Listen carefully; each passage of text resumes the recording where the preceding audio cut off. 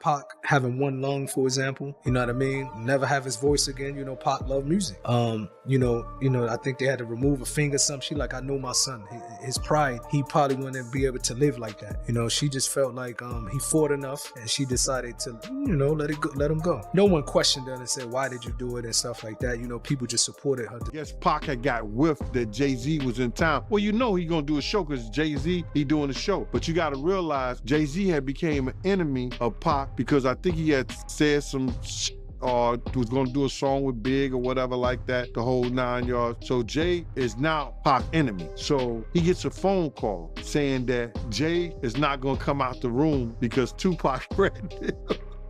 So he's not gonna do his show. Can he make some phone calls, you understand, to get Pac off the bullshit? Jr. has been posting images of Tupac posing with celebs, saying that the rapper lives in Malaysia now and the Illuminati knows all about it. Meantime, today, Suge himself has been sentenced to 28 years in prison for killing a man with his truck in Compton, California, 4 years. What if the real shock of Tupac's last night didn't come from the chaos outside that Vegas hotel, but from what happened behind closed doors?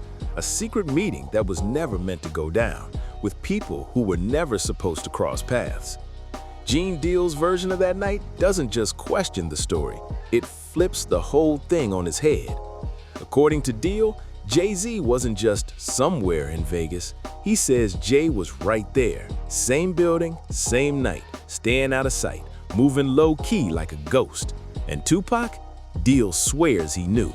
Pac was ready to face him directly. No cameras, no crew, just him and Jay in the same space, where the air was so thick with tension you could practically feel it buzz. That something was bought and he thought I was gonna lie about it because Puff was trying to say it was his and it wasn't his, it was Big's. And you understand? And when he said, and they had made a bet that I was gonna go on Puff's side. So when I got to the studio, I said, nah, Puff, you had that one and Big had that one. And that's what. Now let's be clear, this isn't courtroom level proof.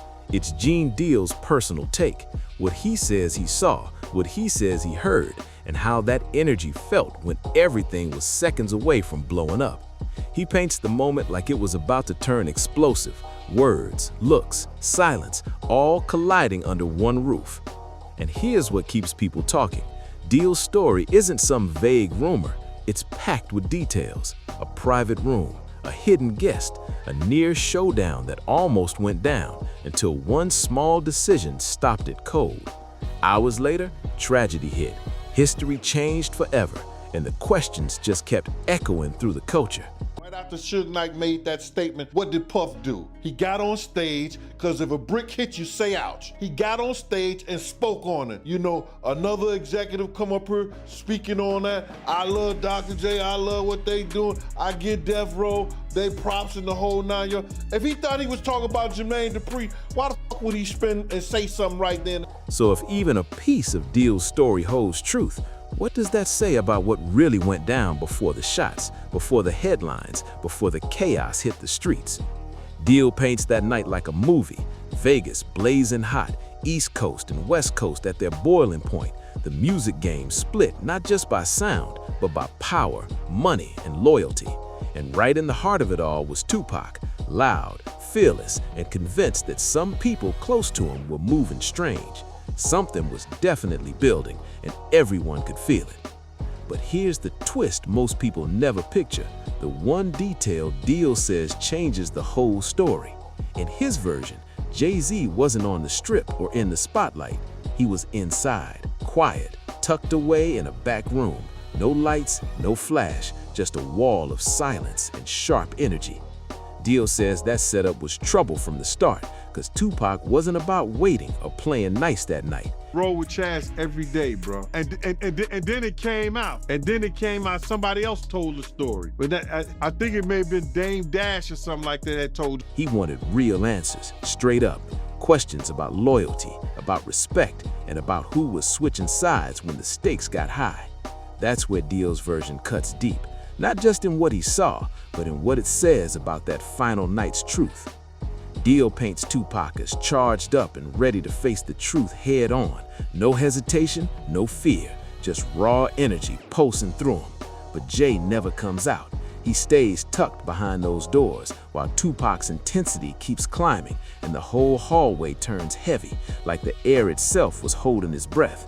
Deal says the silence was so tight you could feel it in your teeth, that kind of quiet where everyone freezes, waiting for one wrong word to set it all off. This story, if you don't mind me asking. I was there. Oh, wow, I didn't know that, man. I didn't know you was there. So you was there when Jay was scared to come out his hotel room. I had no idea, man. I used to roll with Chaz every... Then suddenly, Suge Knight steps in. Out of nowhere, he shuts it all down with just 6 sharp words, "Give him a pass." Boom, just like that. Everything stops cold. That one short line cuts through the tension like a blade, ending what could have been a massive eruption right there on the spot. And that's what makes this moment wild, because Suge Knight was never known for peacekeeping.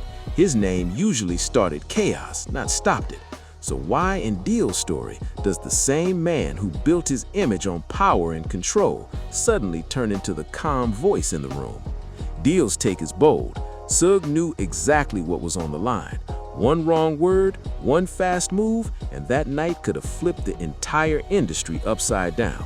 This wasn't just a heated argument. Man, yeah, he was scared. Probably still is scared.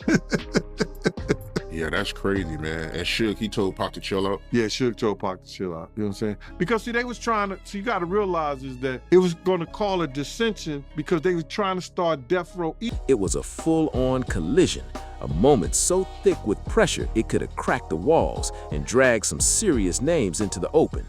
Deal makes it sound like that room was sitting on secrets that could have burned through the whole scene if they ever slipped out. And according to him, one man in particular wasn't just nervous, he was straight up shaken, maybe even still is. Deal says this wasn't just about 2 men getting heated, it was about exposure, straight up. Because if Tupac had walked into that room and started talking the way he only could, raw, fearless, and unfiltered, nobody could have stopped what came next. When Pac felt cornered, that's when his words hit like dynamite, lighting up every secret in the air. That's why Deal's version hits different. It doesn't sound like gossip, it sounds like a near disaster that almost blew the whole roof off of Vegas. He paints it as a moment that nearly rewrote the story we've all come to know, a quiet spark that could have started a whole different chain of events.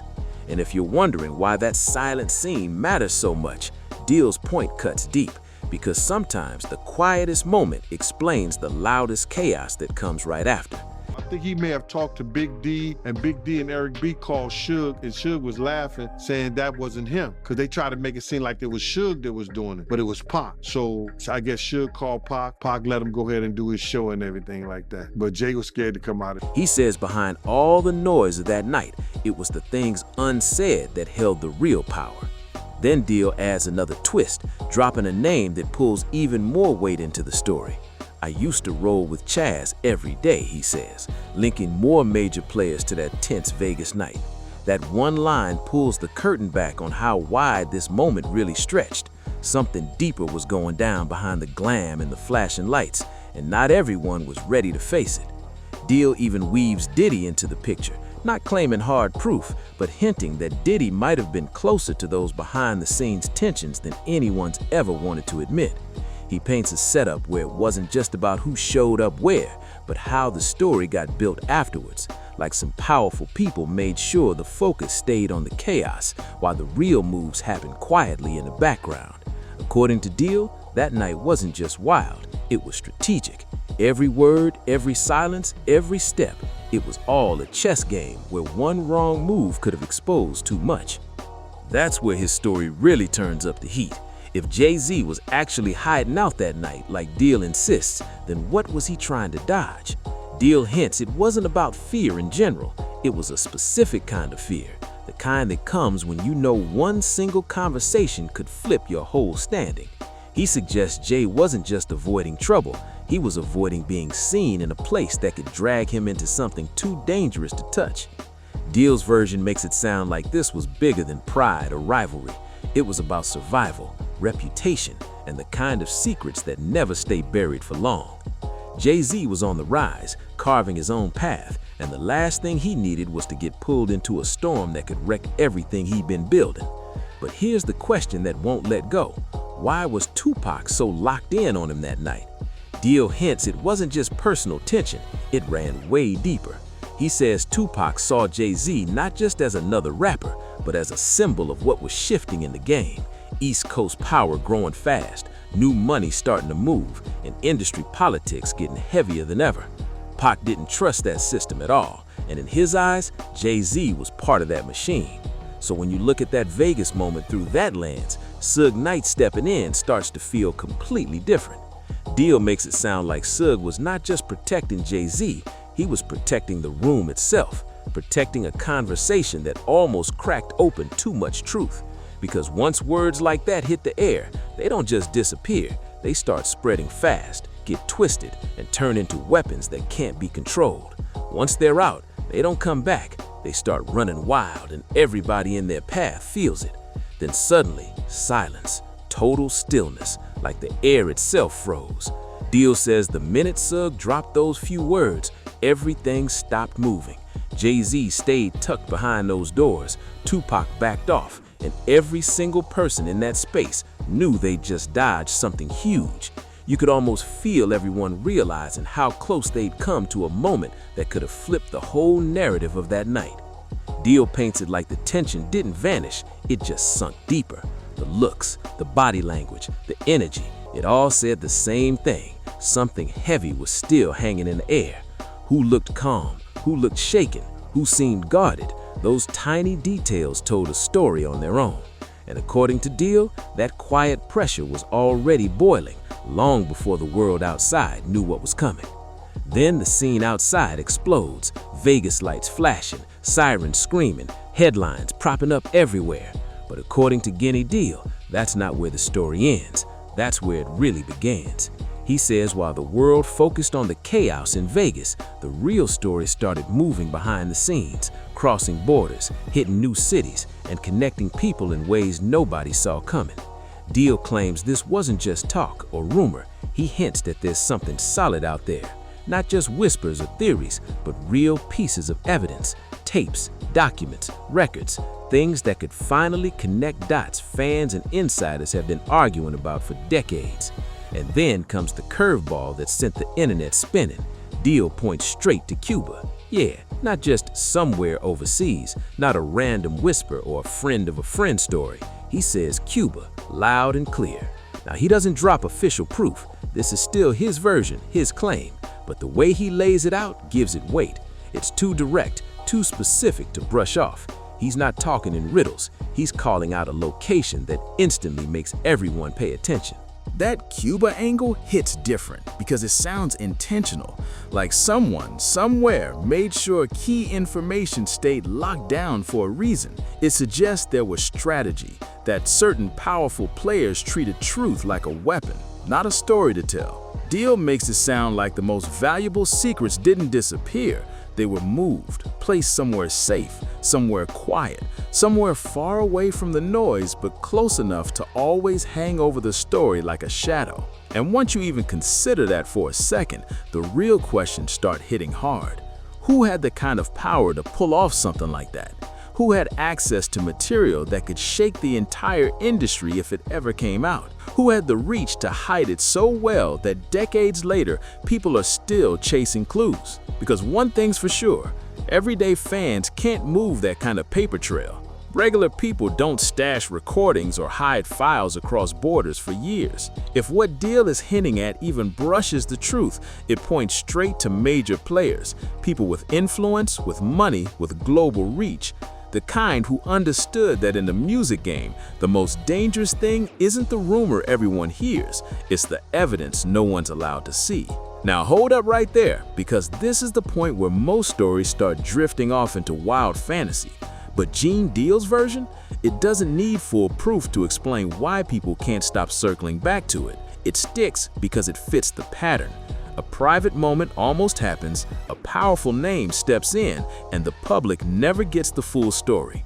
Then the night turns into history, the chaos becomes headlines, and over time, the rough, complicated truth gets cleaned up into a neat little version the world can digest. But then, years later, someone like Deal, someone who says he was right there in the mix, steps forward saying, "You missed the part that mattered." And in his story, that hidden part changes everything. He's talking about the quiet room no one saw, the heavy air that felt ready to crack, the people who stayed in the shadows, and the face-to-face moment that almost happened but didn't.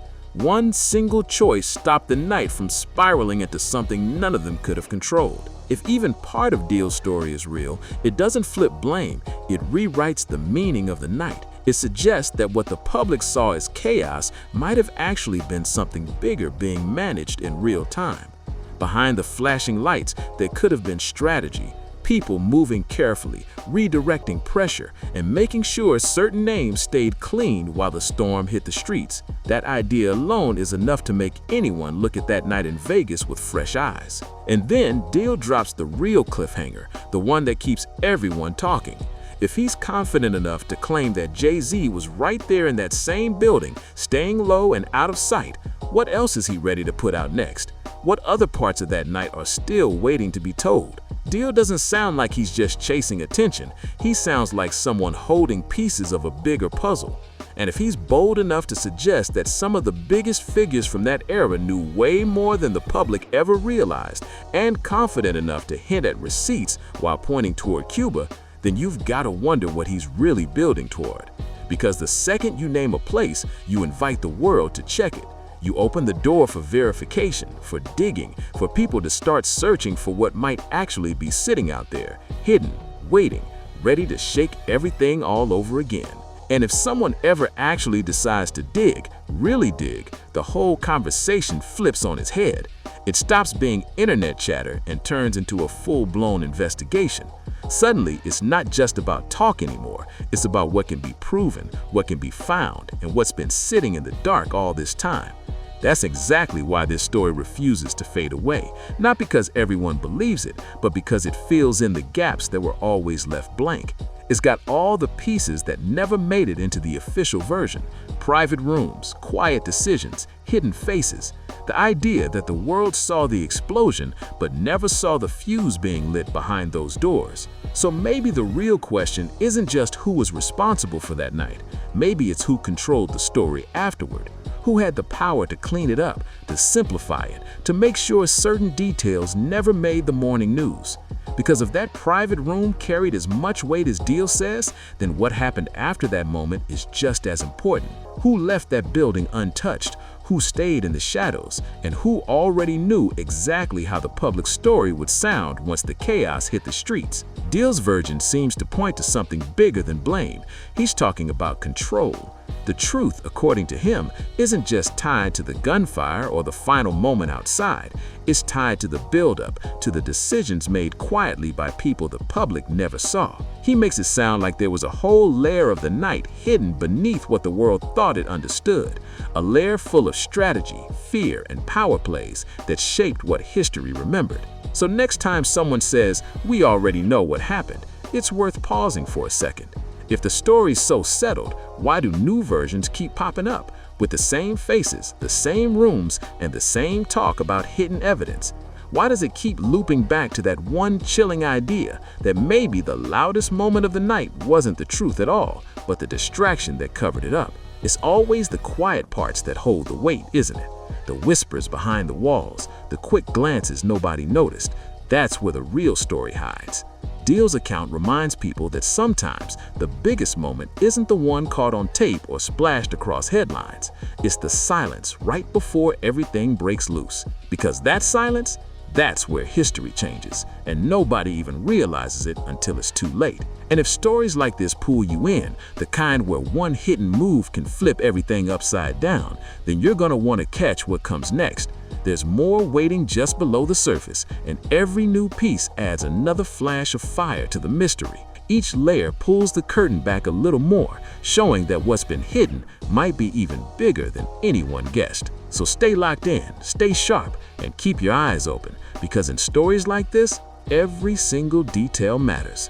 One line, one name, one quiet moment can change the entire picture. And the next drop, it might be the one that finally connects it all.